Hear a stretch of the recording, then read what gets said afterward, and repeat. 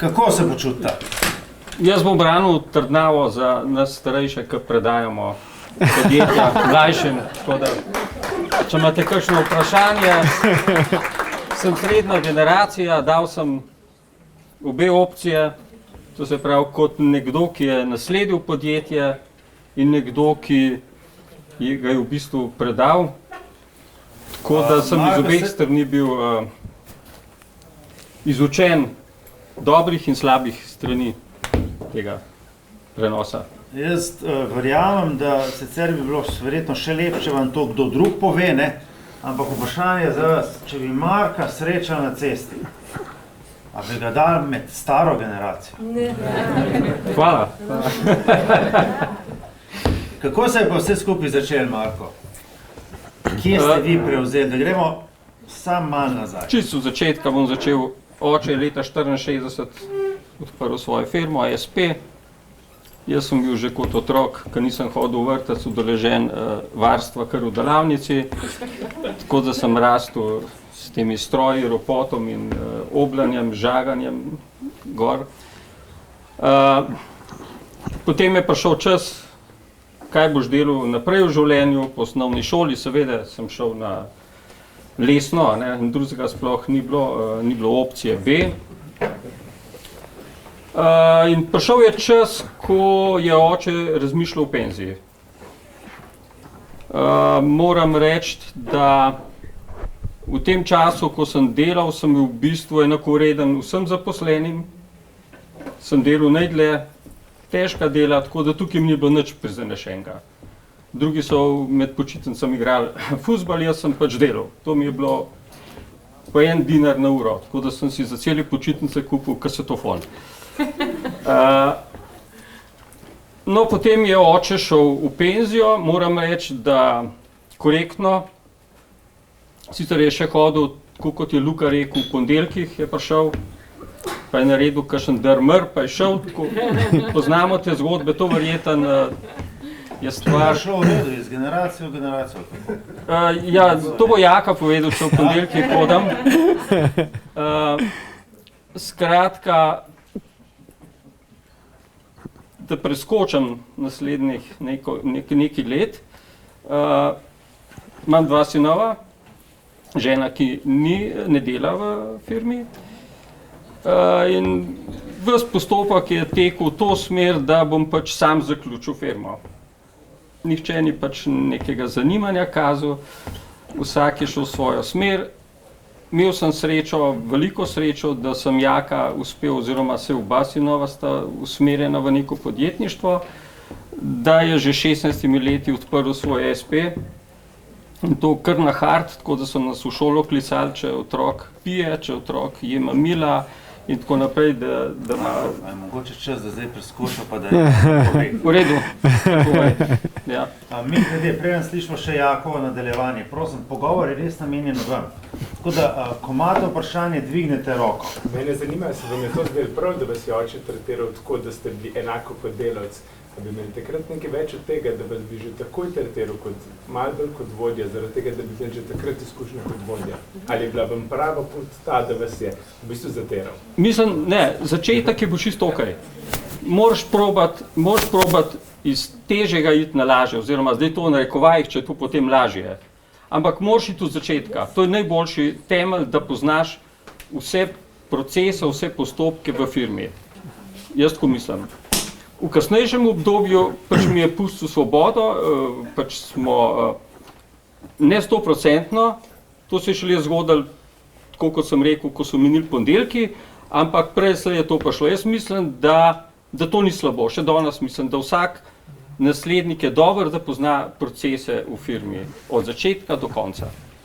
To ja, ampak da vam je pustil med temi procesi vpliv nad njih, ali ste bili samo izvajali te procese? Ne, imel sem vpliv, ni bilo 100%, da sem bil 100% samo na plači, oziroma pustil mi je svobodo, kar nekaj svobode. Ampak hočem to povedati, delal sem tako kot vsi ostali. Ni bilo zdaj, jaz sem pa zdaj ob 10, pa meni, ali pa jaz sem pa zdaj čist počas delal, ali pa točno to hočem povedati. Bil sem enakovreden vsem, ki so delali v fizični obliki dela. nisem bil tukaj nobena izjema. Seveda sem imel vpliv debata, kako bomo to naredili, kako bomo naredili, kako bomo to tehnično speljali in tako naprej. Ja, v to sem pa bil vključen, seveda. Ja, hvala. Jaka, vaše Nadaljevanje. nadaljevanje. Ja, skratka, tudi v bistvu skozi otroštvo sem vedno imel od staršev podporo, da lahko počnem karkoli želim. In seveda, dokler bo štimala šola. In tako je bilo tudi prav. Zdaj, zelo zgodaj. Kaj je bilo tisto, Me- da so ga klicali v šolo? No, ja, zelo zgodaj me je začel zanimati podjetništvo. Bolj iz vidika, ker sem si želel pač nekaj ustvarjati, kakorkoli, ne. In tudi ko se je začel, zanimiva zgodba, ko sem končal osnovno šolo, ker sem bil odličen, smo imeli doma dogovor, da mi bo ta starša kupila skuterja. Da se bom lahko vozil, da bom svoboden, da bom pač, to je bilo takrat za 14-letnega mulca pač življenje, to je bilo ful zanimivo. No in mene je kar naenkrat to začelo toliko zanimati, pa sem šraufal, pa to je šlo prepočasi, pa to je bilo treba vse razdreti, pa pol še enkrat sestaviti nazaj, ne. In sem pri enem distributerju začel dobivati zelo dobre popuste in sem začel te nadomestne dele za mopede pa skuterje prodajati naprej. In takrat je oče stopil zraven in je rekel, daj, kaj pa če bi iz tega naredila pač podjetje, a ne. In sem jaz rekel pač, okej, sej bil sem ful zagnan, zanimalo me je, sem rekel pa dajva. In še zdaj se spomnim, ko sva šla enkrat k temu distributerju po dele, si mi dal 500 evrov, pa si rekel takrat, no, Jaka, tole ti dam, zdaj pa iz tega pač naredi posel, ne. Ja, dejansko sem tam mogoče tudi dobil dodaten zagon, pa tudi ta čut odgovornost, da zdaj pa pač delaj v življenju na tem, da kaj uplemenitaš, pa da kaj ustvariš tudi resnega, ne samo idejno, a ne. Ja, in odprla sva SP, takrat je nastala spletna trgovina in po 5 letih, to je bila srednja šola, by the way, to je bil drugi letnik srednje šole, in to mi je vzelo celotne popoldneve, vikende, tudi marsikdaj na račun spanca, ne, tudi na račun uspeha v srednji šoli. Ampak ker me je to gnalo, je pač to šlo naprej in so iz šole pol klicali, kva se s tem mamo dogaja, ne. Ja, tako da pol, ko sta pač tudi starša razložila, da imam doma podjetje, pol je bilo to malo bolj razumljeno, no, tako da tudi šola je bila normalno zaključena. In pol, po 5 letih, sem se odločil, da s tistim podjetjem zaključim. Bila je neka velika šola, bila je res velik nabor izkušenj, ki jih ne bi dobil na nobeni, ne vem, podjetniški šoli, fakulteti. Sem se odločil, da to zgodbo zaključim, prodal sem jo konkurenci in takrat sem si v bistvu tudi želel vstopiti v družinsko podjetje. In tudi oče je bil takrat na to pripravljen, mislim, tudi si malo to želel. In takrat sva se srečala in sva čisto samoumevno je bilo, da naprej ustvarjava skupaj. In to je bilo mizarstvo. Ja, se pravi lesena zunanja oprema po meri, ograje, terase, pergole, lesene fasade, takšne zadeve. Tistih 5 let, ko si se ukvarjal z rezervnimi deli, si takrat tudi razmišljal o mizarstvu? Ne, niti prej zelo malo. No, Kako ste pa vi to doživljali? Jaz sem ga podpiral, glejte, če se zna preživeti, kapo dol. Jaz sem ga podpiral, midva sva pa pol pa šla do nekega trenutka, ko sva se usedla dol, pa sva začela, kje so plusi pri tebi, kje so minusi pri tebi. In sva črto potegnila, sva je Jaka ugotovil, pravlej, saj plusi pa več pri tebi. Pri komu? V mizarstvu. No in to je bila tista tehnica, ki je začel pol razmišljati, kaj pa če bi res mogoče se preklopil. No in jaz sem dobil, moram reči, človeka z znanjem, ki, kot je rekel, mu ga ne da nobena šola. Postavil sem ga in 100% zaupanje v njegove odločitve, ker je znal praktično in komunikacijo z ljudmi, on je delal in s tujino, ko sem ga pripeljal v Nemčijo, oni sploh pojma niso imeli, oni so meni segali v roke, sem rekel, ne, z Jakom poslujete, in so ga malo manjka po rokah nosili. Skratka, tako se je začela ta zgodba, da je prešel v mizarstvo. Da ne pozabim, Jaka, a Marko zdaj v ponedeljkih še hod? Marko hodi vsak dan. Vsak dan? Ja. In prvi pride, zadnji gre. No, to je, bi rekel, kontra tistem, kar smo zdaj poslušali. Ja. Bo pa...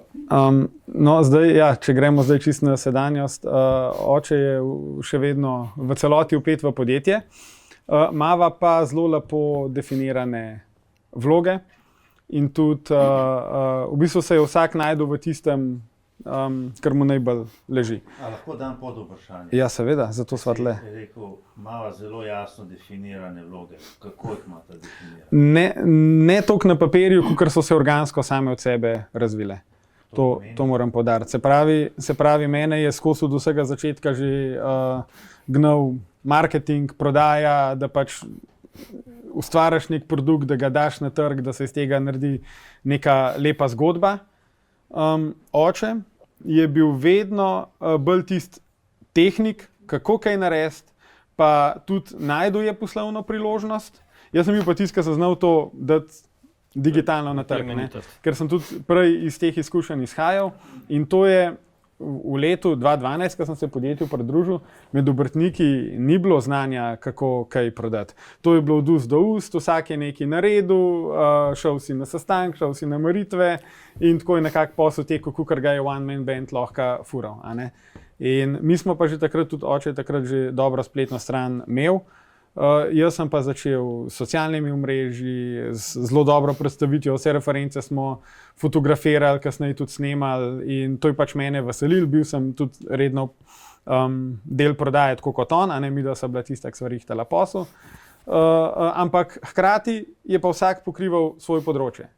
In s tem, ko smo se razvijali, rasla je prodaja, rastel je tudi sistem, novi ljudje so začeli prihajati in sva imela obdobje, ki je bilo pač treba reči, kdo je čemu v podjetju namenjen, oče itak je imel tudi obdobje, ki je bilo treba predati, ki je bilo treba spustiti. Jaz sem imel obdobje, ki sem se mogel odločiti, zdaj, Jaka, a to je pa zdaj to, a boš, a ne boš, in a sem dovolj dober za to, a imam dovolj znanja, imam dovolj izkušenj. In ta prehod se je pol zgodil spet organsko. Zdaj, formalno, jaz osebno sem mnenja, da formalnost je lahko posledica tega, kar ti v resnici je namenjeno, kar se samo od sebe odvije, morata pa biti obe strani zreli tudi za formalnost. In prodajni program zdaj je zelo drugačen, kot je bil 10 let nazaj. Seveda. Kaj je zdaj za tiste, ki mogoče ne poznajo?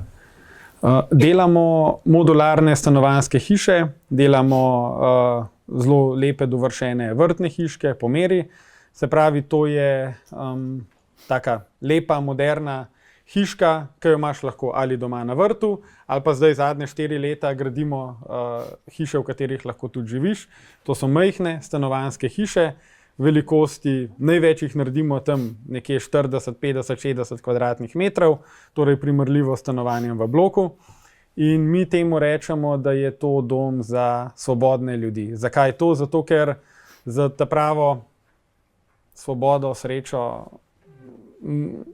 če si preveč obremenjen z materialnim, z vzdrževanjem vsega tega, da te to sploh na stara leta bremeni, smo v bistvu mi šli čist kontra, pa dali kvadraturo, ki imajo ljudje v stanovanjih v bloku, v bistvu na podeželje.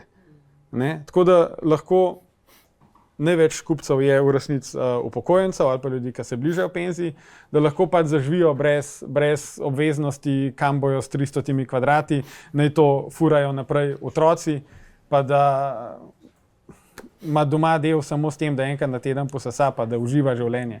In zato je to dom za svobodne ljudi. In ta filozofija je v bistvu v Evropi počasi prihaja, v Sloveniji se pa mi trudimo biti trendsetterji, da dejansko pač pokažemo, da se da tudi lepo živeti na ta način, Kdo je minimalistično. to razvil pri vas?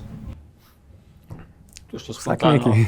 To je šlo, začeli se je z vrtno loko, potem pa te pa stranke same silijo v postopek razmišljanja in vedno znova si postaviš eno stopnico več. In to že ta razvoj traja, če začnemo samo v zadnjem obdobju, odkar je Jaka prišel, že vsa leta. In pri nas, mi smo sanjali o tem, da bomo delali 3 vrste vrtnih hiš, ki jih pripeljemo z dvigalom, postavimo in gremo. Izkazalo se je že ta prve pol leta, da čist napačno razmišljamo. Pri nas je tudi 2 hiše na leto nista enaki. Marko, a bi prišli do teh hiš, ki zdaj sem se jaz zapomnil, za bodoče upokojence, ne? Bi do tega prišli, če ne bi Jaka bil zraven? Ne. Ne. Jaz sem bil iskreno, jaz sem bil pripravljen, da podjetje pelem, kot ga pelem, ker ga ne bom več, ga bom zaprl. Jaz sem bil že sprijaznjen s tem. Jaz sem se sprijaznil s tem. Potem moram pa povedati to, kar sem rekel, da tukaj ne smem pozabiti povedati, za vse tiste, ki boste predajali, ki ga predajate. Moja največja skrb je odgovornost do njega. To se pravi, odgovornost, da sem mu mogoče, zdaj ne več, ampak takrat, kaj pa, če sem mu naredil slabo uslugo? On je svoje podjetje prodal, pa šel k meni, to je bila nočna mora. Zapomnite si odgovornost do svojega otroka. A mu res prepuščate tisto, kar bo sposoben peljati, ker to zna biti zelo slabo na koncu. Pa če on pade s kolesom, še jaz padem. To mi je bilo še ta najmanj, če bom jaz padel zraven. Ne? Tako da to, seveda, zato tudi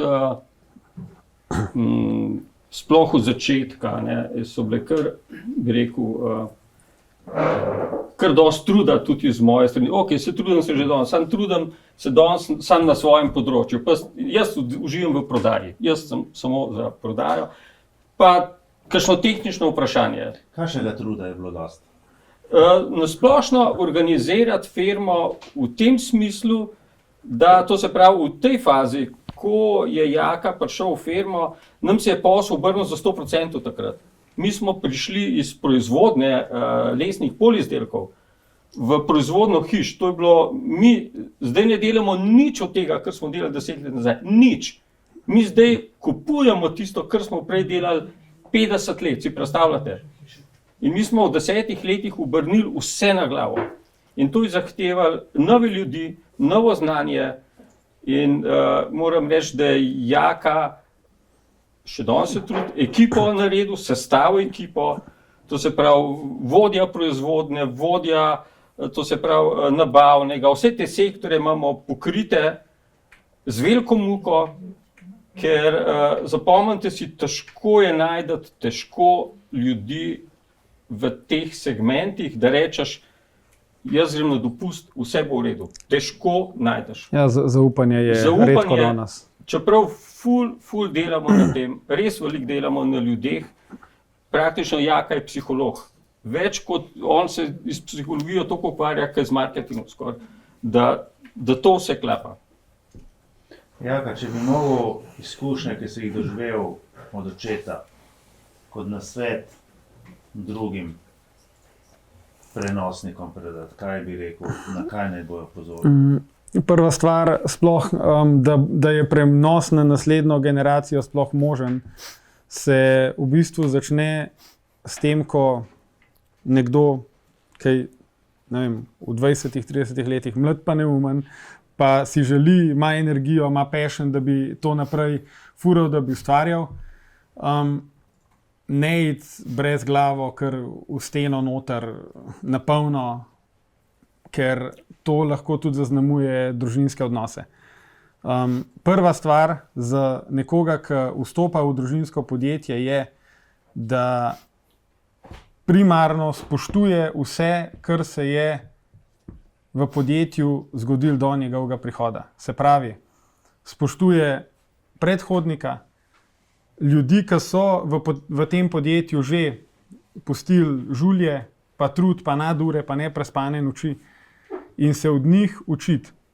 Ne z namenom, da boš postal njihova kopija, ampak z namenom, da veš, v kakšne čevlje vstopaš, pa da pobereš vse izkušnje, ki so jih oni že naredili, se pravi življenjske izkušnje, ki so jih že plačali, da jih ti ne boš rabil še enkrat plačevati.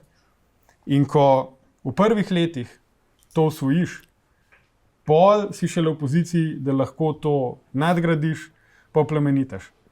In takrat, tako kot sem v začetku rekel, se pa lahko začne prenos delati organsko, samo od sebe. Ker se na tej poti lahko vzpostavi zaupanje med generacijama, ki je drugačen tip zaupanja kot doma v družini. A ne? Tukaj se dejansko zaupanje zgradi na vrednotah, na tem, da si konsistenten več let, ne samo en mesec, pa rečeš, jaz sem pa tam mal, pa je to vse moje. A ne? Takrat pride dediščina oziroma prenos sam od sebe. In pol so formalnosti sekundarnega pomena, ker se zgodijo same od sebe takrat, ko je čas primeren za to. Ja. Hvala. Prosim. Ja, kako pa ste formalno naredili prenos? Bom čisto iskren povedal, mi da sva leta 2018 iz njegovega SP-ja v bistvu ustanovila DO. Jaz sem v takrat uradno direktor, lastništvo si deliva 50-50.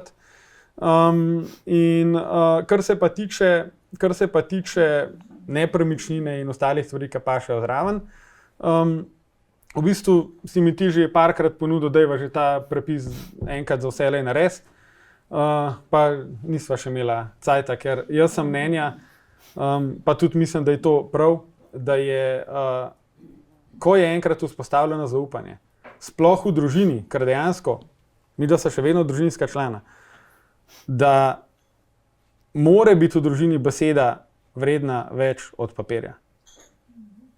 In vse, kar smo danes na tej konferenci slišali, dajmo se pravno zaščititi, ampak te poteze so iz strahu, kaj če nekaj ne bo. Ko ta strah mine med vsemi družinskimi člani, pol se pač zgodi takrat, ko se. Tukaj je eno vprašanje. Vprašanje imam, ki govorimo o družinskih podjetjih. Kako pa je vaš brat oziroma vaš drugi sin reagiral na to, če smem vprašati? Brat nima interesa za to podjetje. Ja. Ja, on je v drugi panogi karierno. Ja. Vprašanje je bilo zelo podobno. Kaj se je zdaj s urejencem zgodilo? Kako ste recimo premoženje ali pa udeležbo v podjetju organizirali oziroma razdelili? To mi jaz povedal. Ja, čisto realno. Imamo hišo, imamo vikend, imamo delavnica prirodno, naravno gre k njemu. Del hiše, čisto enostavno smo že pripisali zgornji del, je rekel, jaz bi si rad življenje v redu. Jaz sem rekel jaz sem že dolg časa nazaj rekel, če ne bo nobeden živel doma, zgubite domačijo. Greh. Jaz v tej veliki hiši ne bom živel. In sem ful vesel, da je zgoren sin, mlajši sin dobil zgornji del, ima vse poštiman, njemu bo šlo naravno tako, kot sem rekel, jaz sem mu že ponujil noče imeti, ampak prej slej bo rekel ja in to je to. Zdaj ste slišali vsi, imam priče, jaz sem nekaj stvari, da ne pozabim. Tistim, ki boste dali podjetje, prej smo slišali padci s kolesom. Dovolite padce, dovolite do neke meje. Dokler ni, glejte, jaz sem stara šola, pa rečem, pa dajmo raj korak nazaj stopati. Ampak padci so, padci bodo, ampak tako, kot smo rekli, brez očitkov, brez... Včasih moraš padati. Tudi jaz sem padel, tudi on je padel in tako se učimo. To naj bo šola. Brez veze, če jaz rečem včasih, to smo že 10krat probali, ne mi 11-ič probati. Ampak, gledajte, koliko bo škode, tokle, pa probajte, pa se naučite, da to ne gre. To je ful dobro. Dokler ni pač, seveda se to ne dogaja v nekih velikih cifrah, ampak dokler so pa to majhni bombončki, dajte jih probati. To je top, ni bolj šole.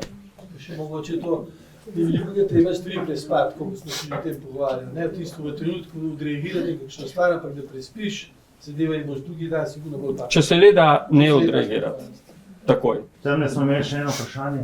Izvolite. A pravite to v redu, ker da bi to podjetje nikoli ne more biti čisto fair, tako da rečem, ne? Vedno nikoli ne more dati enakih deležev in to. Se pravi, je on zadovoljen s tem in ne bo si bolj da, kasneje premislil, da to tudi uredili. Sej brat v bistvu ni nikoli bil udeležen v podjetju, tudi zato, ker ni želel biti. Ne?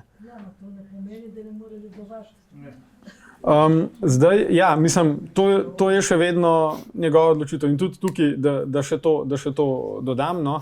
Meni se zdi prav, se pravi, on je v podjetju preživel aktivno, koliko 41 let, plus še, ali pa 45, ja. plus prej delno aktivno ob šoli še preostanek življenja. Ja. Meni kot nasledniku se zdi prav, da v obdobju,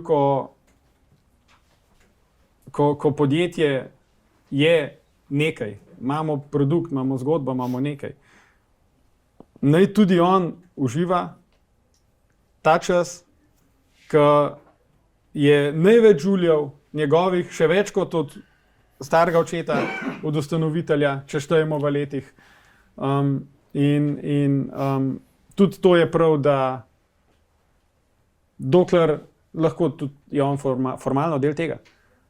Zakaj ne? Ne? Še nekaj, glede brata in lastništva in tako naprej.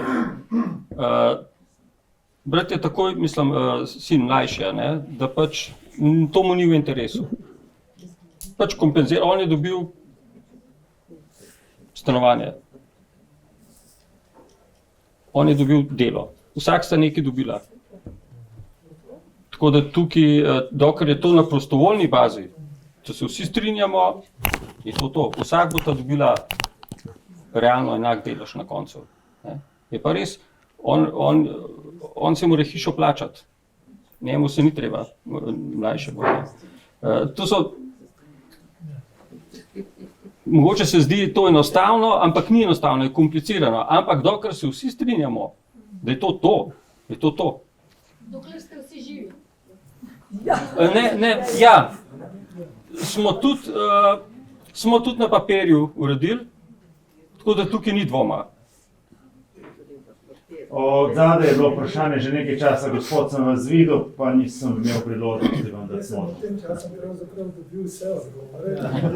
Sem iskreno zahvalil juniorju pa očetu, da to tako super funkcionira. Hvala. Sem tudi jaz za juniorje prišel in upam, da bo tudi našel. Ker imam veliko tako dva, jer je eden interes drugi izkazuje in zdaj, če bo to naravno tako šlo, vesel. Ja, naj se poklopi. Ja, po vašem prvem sem se vam želel nekaj zahvaliti, ker na mladih je svet in pa še junior eno vprašanje. Kako ste pa gledala iz tega, kar ste rekel, da ste prej 10 let nazaj, po praktično 30 letih poslovanja, koncept popolnoma na glavo postavil oziroma šli v neke druge vode, da se zdaj s hišami ukvarjate, prej se pa z nekimi drugimi zadevami. Kako je to prišlo zaradi trga, ali je to prišlo zaradi ideje Jakata? Kako je to prišlo? Dejansko bila vrtna hiška tista ta prva tvoja ideja. V bistvu, To je tvoj produkt, ne? Tista vzorčna, ki smo jo sestavljali ob sobotah. Ja. Na tvoje pobude. Ker so mi včasih delali. Včasih je bilo tako, pol je pa tako ratal, na koncu je bilo pa tako in sploh ni bilo plana B. Ali nehaš delati ali pa moraš nekaj drugega začeti. Ni bilo, pač bili so stroški, takrat nas je bilo 5 zaposlenih, je bilo luštno tako, kot je Luka rekel, smo šli na perček, pa se je pa to naenkrat nehali. In seveda, pol je pa plan B, če ni plan A, če ne deluje več, ker smo 30 let delali, od vrtnih garnitur do ne vem česa, od kaj vse nismo delali. je pa potem si primoran pač zgodbo obrniti in pustiti svoj ego za sabo in če nisi to, boš delal to. Je bilo težko? Težko je bilo spuščati stare izdelke, Ja, pa težko. prioritizirati kubi hiško, ker vedno si imel, pač imel si stroške, imel si plače, imel si ljudi, odgovornost do njih. Ne? In Težko je, no? hkrati pa si vedel, da v nečem pač moraš biti najboljši, ne moreš delati vsega, pa si v vsem povprečen. Ne? In rezati prodajni program za voljo, da krepiš enega, v katerega verjameš, je hudičev težko na točki, ki še ne veš, a bo ali ne bo. Ne? Lahko za Marka pod vprašanje, kako, kakšen nasvet, kako narediti takrat, ko moraš ubiti tisto, kar si delal. Takrat moraš imeti enega zraven, da ima dober marketing, da ta novi izdelek porine naprej. Edini recept, trenutno. Nekje je bilo še ena roka, sem jo videl. Ja, Prosim. sem imela, zdaj smo mogoče malo že zašli. Jaz sem hotel mogoče sem odgovoriti ali pa pomagati pri odgovoru. Sem pozdrav v vaši družini, bom rekla, in sorojencu, bratu. Ker tu se vidi, da imate dobre odnose, kjer temeljite na zaupanju, a ne? In ni imate občutka, da morate nekomu dati, ne sem dediščino, ampak tudi podjetje deliti in tako naprej, ker večinoma starše, bom rekla, nas preganja to, da moramo biti enakopravni z otroci. Ampak problem je, če, to smo tudi danes že izpostavljali, če en ne kaže interesa ali pa noče ali pa ni sposoben sploh, a ne, je forsiranje nesmiselno, a ne. In ne gre, večjo škodo si narediš, ker imaš ti ta občutek poštenosti v narekovajih, kakor če gledaš, kot je bilo tudi spet rečeno, na podjetje kot podjetje, a ne, se pravi nekaj, kar naj gre naprej in si hladen pri odnosu, pač poslovanje je to poslovni odnos, ne. Ja. Tako da iz tega vidika vas pozdravljamo vsekakor, ampak vem pa, da ni s tem rešeno vprašanje, ki smo se ga v bistvu želeli slišati vsi skupaj, ne, kako potem zadovoljiti potrebe vseh naših otrok oziroma svojcev in razdeliti to pošteno na nek način, ko govorimo o podjetništvu, kjer smo pa mi dali svoje čas, svoj trud, energijo in tako naprej. Ne. Mogoče pa jaz nisem še vas vprašala, glede na to, da ste pa vi sin, ki ste se odločili neko drugo pot. Kjero šolo ste šli in kako to, da niste forsirali za, ne vem, Nizarja? To sprejeti že v štartu, ne? Sami ste šli kjero šolo srednjo pol? Gimnazijo, jaz sem končal gimnazijo. Ja. A so bile odprte možnosti? Ja, kje je to, tudi otrok pri 14 letih nima pojma, kaj bo počel. Bodimo iskreni in karkoli se on odloči, ali karkoli se starš takrat odloči, je irelevantno. Ne, zdaj, v upanju, da se človek nekje do 30 leta najde, je že danes zelo velik uspeh, ker veliko se jih nikoli ne najde. In je pa prelomnica, bi jaz rekel, za tiste, ki se do 30 ne najdejo, ne pozicionirajo, da se ne odločijo, jaz sem pa to, pa rad bi postal to, je pol zelo težko naprej. In to se tudi pozna pri tem, kakšne ljudi, tudi mi, v bistvu, ki imam pa zaposlitvene razgovore, pa sprejemam ljudi v službo. A ne? Danes ljudje službe menjajo na od pol leta do 2 leti. 2 leti že veliko obdobje. Ne?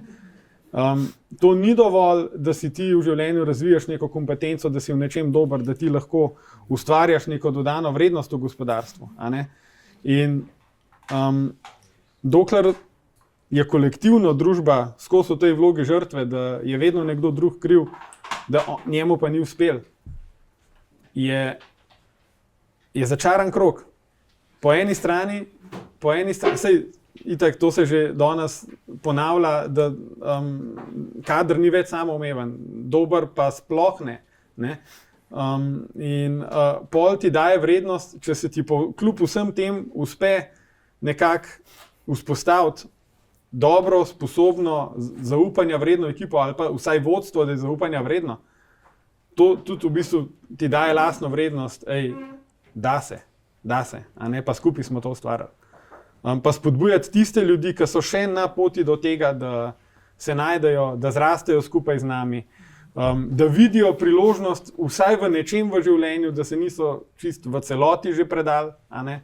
In take lučke probamo pobrati, da grejo skupaj z nami naprej. No.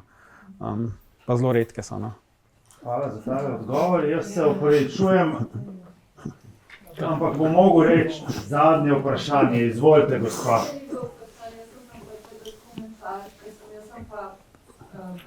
Naslednica, sem dobila podjetje od staršev, ampak smo se zmenili isto. Moj brat ni bil zainteresiran, ker je pač druga branža. In moja starša sta rekla, ok, podjetje je del dediščine, zdaj ga vrednotno, ti dobiš to, pa bomo se pa že naprej zmenili. In meni se zdi pa dobrata poštenost, rekla, ne, dajmo se zdaj zmeniti, smo vrednotno podjetje, ker ena unča zlata je danes to predna, čez 20 let bo pa to. In se mi je zdaj bolj pošteno, pa sem bila ta najkrša, brat je rekel, da za sebe mislim, na svojo ritko vse, sicer on je nazaj prišel pa je rekel, se mi je opravičil. In pa smo se tako zmenili, da je nekako že danes dobil enakovredno, ostali del se bo pa podelil pač, kakor se sta starša odločila. Tako da, če bratje pa sestre niso odpeti oziroma nezainteresirani, se mi prišlo. Zdaj pa lahko jaz eno repliko. Mlajši sin ima vedno vrata odprta v firmo, nima zaprtih. Ja. Ja. Vedno ima odprta vrata. On je pač tudi druga branža, specialist na svojem področju, res specialist in dokler on se tam vidi, on tam uživa in ga ne vlačimo ne sem, ne tja, to je njegova odločitev in jo je sprejel in tako kot sem rekel, tudi on ve, vrata so mu vedno odprta v firmo. Ja. Hvala za vaš komentar, hvala za dodatek.